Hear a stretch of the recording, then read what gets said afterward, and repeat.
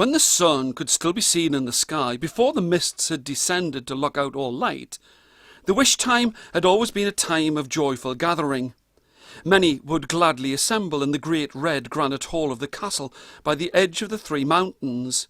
Some would congregate with their family and kinsmen in their lodges. Even those with few friends would ensure that they were not alone upon this night of wishes. In those long times past, they would sit together and let the air take their spoken words and hopes, and all would try to hear them, and comment and act upon them as they felt fit. It was a great releasing of hidden wishes and wants. It would make public all that you thought, wished, and wanted from those who chose to hear. In days gone past, some, but a very few, would take this as an excuse to expose old grudges and fights. It would let them lick their wounds in public. They would easily complain about their supposed ill treatment at the king's judgment, but they would word their hopes for better treatment in such a way that it made them sound blameless. So many generations had passed, and now older men and women would not take part in the wish time, as they would refuse to allow this once holy ceremony to be defiled by the ever-growing body of baying blasphemers, who only thought of themselves and their own gains and their own wants at the wish time. The old ones had remembrances from their childhood times when the hall would be filled by all of the people of this land, attending to each wish as it was spoken and discussed for its merit for the common good. And even before those days, told to them by their grandparents, men and women would be glad to take their turn to speak. They would be glad of thinking for something for others, and would graciously take applause at some particularly selfless request. And they were told in awe about the fulfilling of the wish time, when the three dark night rainbows converged above the three mountains, and the wish of the one who was speaking at that moment of union and conjunction, well, theirs would be granted. But all of this was before the mist had descended and had been trapped in this land. All of this was from a time before this sorry time. And now, because they would not, could not, wait or listen, they hollered and bawled their wishes at once and without ceasing, hoping that they would be the one to be speaking at the convergence of those striped dark night colours. But in all of this screaming selfishness, it was impossible to tell which of the wishes was granted. In truth, no one would tell if their request had been granted, and none could truly tell, as each wish would benefit so few that its mark upon these people would be so small. Many bragged about theirs being granted, but again they would be loath to tell what it was, as this would be an indication of their needs, and if someone knew their needs, they would have a secret, and a secret became a power over them. Now, as the time drew close and the air ever darker, this wish time would be so different. A secret, when it is of your own making, a secret which can only bring good for yourself and for others, is a pure delight to feel dancing with all of its consequences in your thoughts and hopes. It is a joy to keep, exquisite to hold close, just timing its own birth to cause the most surprise, reward, gratitude, and wonder. But a secret, true or not, that is not of your own hand, one that has been taken, one that has been given but never asked for, a secret that will only cause pain, division, and dismay, and is unwanted by all whom it touches with its tainted knowing, is a burden to the soul, as it prods and presses itself into every thought, and sours all that could have been good, had it never existed. Its ever-present shadow in your thinking makes it hard to keep it silent, leaves you guarded at every speaking, lest it should escape to befoul other minds. It clamours to be spread, even though you know that its weight will not be eased from your shoulders in the sharing. And worst of all, it can rot sleep from a man's life until, Through weariness and befuddlement, it slithers free from confused lips to damage and destroy all that are forced into its presence. And so it was with Duncan, he of the long red locks and the stubbled black beard, for he was whispered many secrets. King Duncan, ruler of all that he surveyed, who was wont to smile but never aloud, as the weight of his office forbade him. He was shouted to many secrets that were not his to have. He was king of the crimson granite castle on the raised barren plains by the meeting of the three rivers from the grey mountains. These mountains, tall and bleak, with only glimpses of green clawing their way through the snow at their peaks, split the sky with their ferocious height, cutting all but the morning sun-glow from this land, and refused to give leave to the ever-present mist that clung to this air-stilled, forsaken landscape. He had unwillingly become, at his father's death, king and slave of a people that loathed and despised all that could be kicked or spat upon. A tribe, safe in the fear that no one wanted or needed their desolate isolation, and comforted that everyone willed them to keep their homes, as they were welcome to them, with their dark days and ways. His people were as sour and cold as their surroundings, and poor-mannered, filled with rebukes and denials of any deed done. Others have lived in such dreary places, and worse, and have, by strength of will and love, given warmth and comfort to one another, despite the poor gifts of their homelands. But his clansmen wallowed in despising, basked in conflict, and fed upon the hatred of others. They saw it as a source of pride to abrade and upset sensibilities at every opportunity, as it gave them pleasure and status, to cause discomfort and contention. It was not just their land that caused them to be so. It was as natural to them to cause an argument as the rolling of the seasons, such as they experienced on their shadowed soil. And it was not just by way of custom, to always want to curse at their actions and to enjoy a smile to themselves as they walked away from some mischief they had caused. It was in their first gulp of the bitter milk that they drank at their mother's breast. It was in their father's harsh words, heard ringing in their ears as they yelled displeasure with their birthing breath. These things caused them to raise and continue each generation's bile and hatred of anything that was not to be gained by a lie or a deceit.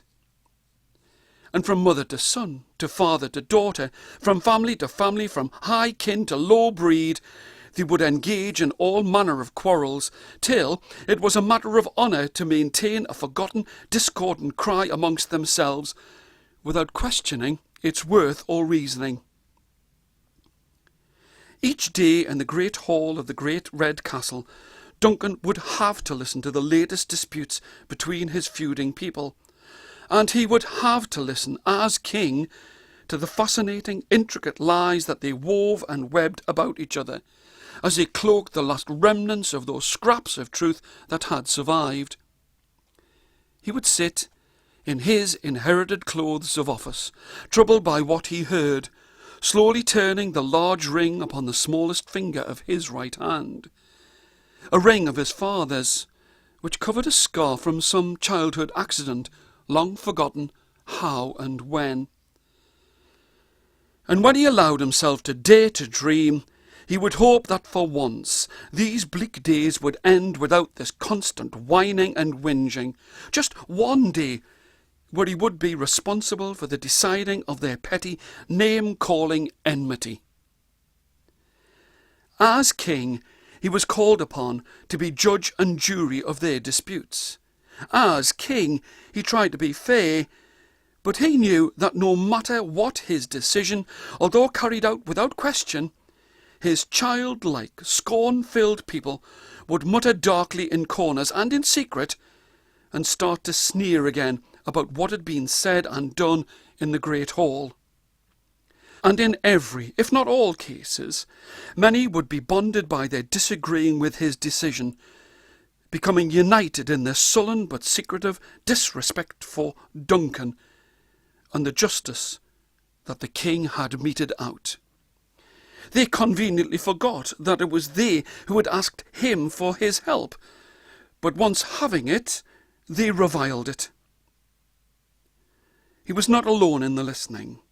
All would come to lap up the delicious rumours and half-truths, the self-glorifying, blame-denying, astonished that they should be accused talk. And they would applaud any particularly unsavoury remark about another, secretly glad that it had not been said about them, relieved that some of their hidden truths were not being displayed for all to devour in this public place. For this crowing crowd, it seemed that it was enough just to listen to the tales told and watch in wonder at grown men and women caterwauling for their pleasure. They had no need of justice, as they knew neither tale nor fiction from the truth. But through all of the finely spun lies, clapping louder than the rest, grinning wider than all, by Duncan's side sat Douglas, he of the dark hair and the beredded beard, whom Duncan always, with a laugh in his voice, called brother. But a brother to Duncan he could not be, for it was known to all that the Queen had died upon the child-giving moment that Duncan had been born, and Douglas was a full 4 seasons younger than this new king of these malcontented people. All knew that they had been brought up alongside the other, for, as a babe, Douglas had been found at Duncan's wet nurse's gatepost, and it was a custom in that country for all their age-hardened despising of everything and everyone never to refuse a foundling a home, even if it were a banished priest's child. They would offer it a home, no matter how loveless and cold the hearthside might be. These two were to share this banishment from the granite castle, for in his grief the king blamed the infant Duncan for the death of his mother, the Queen, and forbade him to enter into his eyes and thoughts, and Duncan never did, though he longed for a father's touch of forgiveness, a soft kiss to his brow to wash the sting of time away, or any morsel of comfort from one who would not bear his presence in his lifetime. With each passing phase of the years, as they grew together, they fought together, as all children do.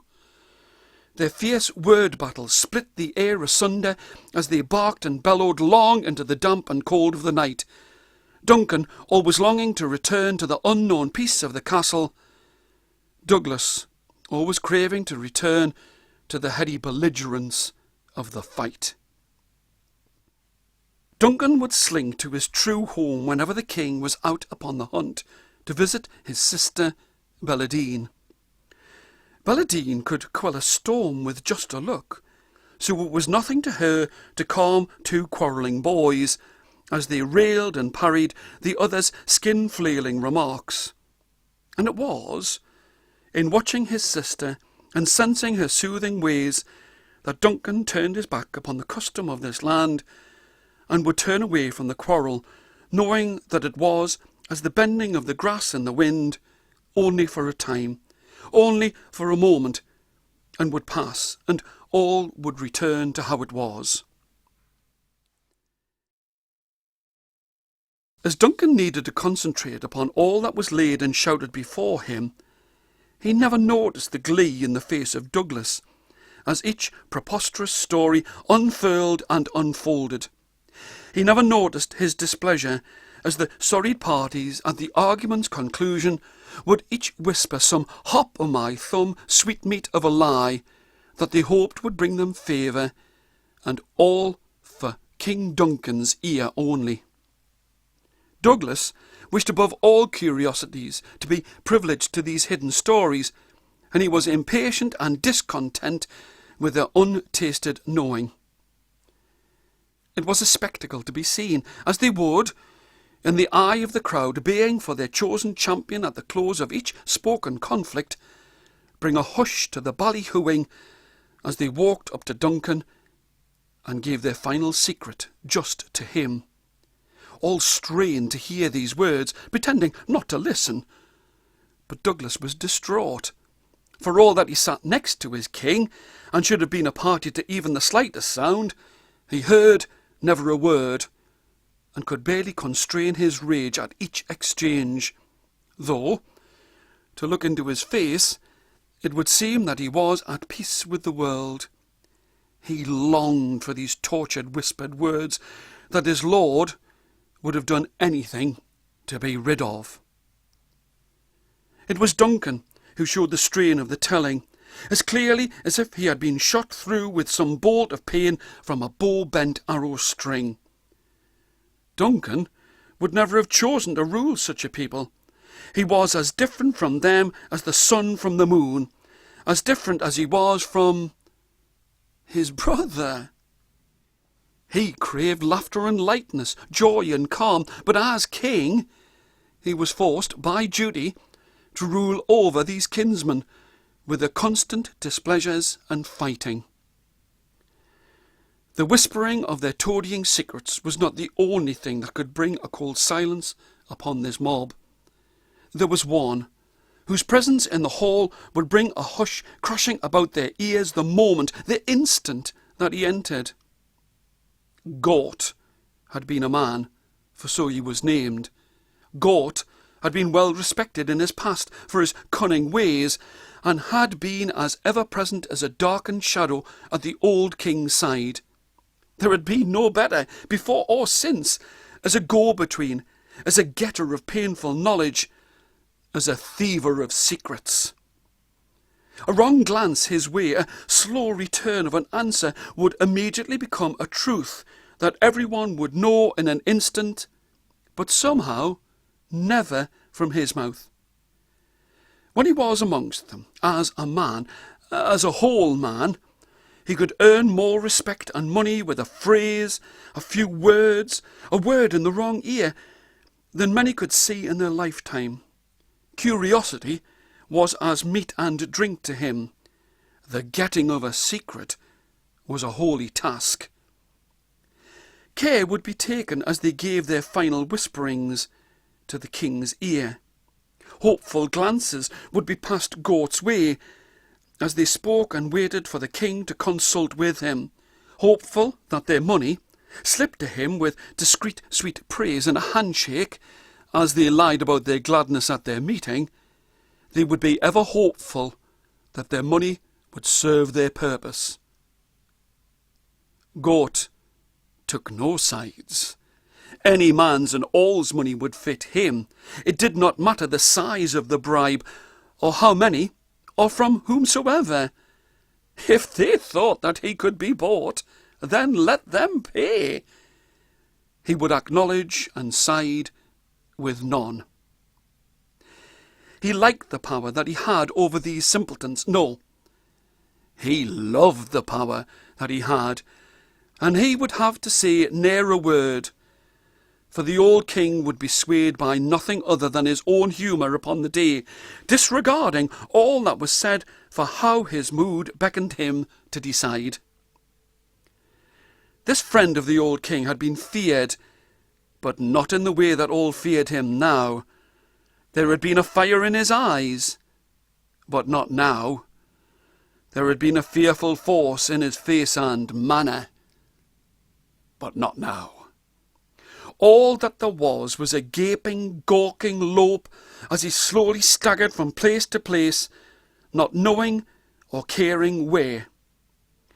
He would feed upon the scraps that were left in his path to entice him away from each doorway, his unmistakable scraping step being feared and listened to with held breath, lest he should pass beneath their doorposts, lest Gort should become, unbeknownst and unbeknowing to him, an unwelcome guest by their cold fireside. No one knew, but everyone felt what had become of him. He had entered that dread place between wanting and needing to know all that could be found out by asking and seeking, and had seemingly lost all curiosity. His dead eyes gave rise to stories that he did not care if he knew. There were groundless, tall tales told he did not want to know. And now, as he shuffled and pushed his way through the silenced crowd, he brought a loathing at his touch, a pocketing of hands, lest he shook theirs in some faint remembrance of his past life. But they need not have worried, as each day came as a new surprise to him. His unfocused eyes in the hall would not have recognized his own reflection, had he the inclination to look. Douglas found him an unnecessary distraction, as he brought an unwanted halt to the proceedings.